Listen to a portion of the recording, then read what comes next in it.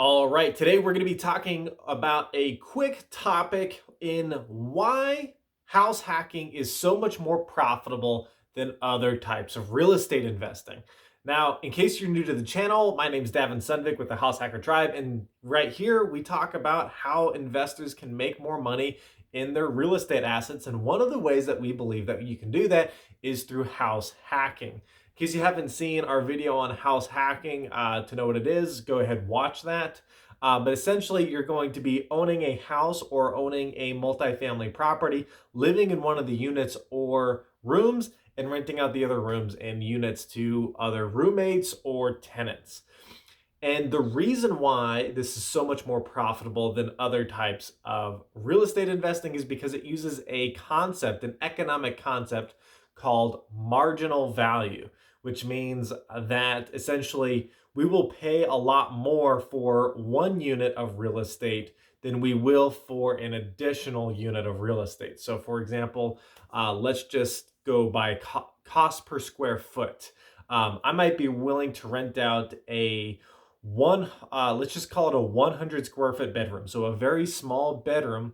I might be willing to pay $800 a month for that in Las Vegas in order to live there if it's in a good neighborhood.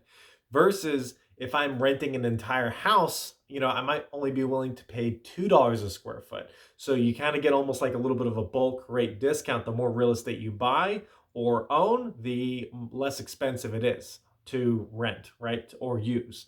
So we can use this concept to our advantage by essentially buying more real estate than what we need to use, using less real estate and only using the valuable real estate that we actually need, and then renting out these other rooms to other people who are going to value that very small piece of real estate at that high cost per square foot.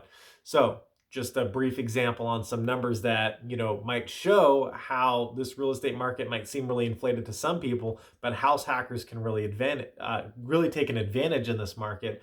Is if you bought a $500,000 home, let's just call it a 6% interest rate, your mortgage payment might be like $2,400 a month.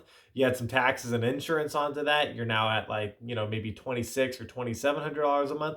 That's going to be pretty steep. Even with these high rental rates, it's not going to be $2,700 a month for that house. It might be 2,500, 2,600. So you might say, well, if I buy this home, I'm literally paying more in mortgage than I would just by renting this home. However, if you're house hacking it, it's going to be a lot easier to cash flow. So, and how I define cash flow is not necessarily that you're not paying any money out of pocket, but put it this way, if you're living in one room and a room rents for $800, you would have spent $800 anyway. So we call that an opportunity cost. So we're going to add this into your cash flow. So you got $800 a month plus the other three rooms. Let's just say you have a 4-bedroom house and you rent them all out for $800 a month, right?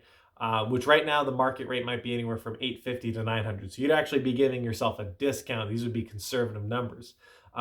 800 times 4, you get 3,200. Well, 3,200 is much more than that $2,700, $2,800 mark where we were hitting at with all of our expenses. So this does positively cash flow.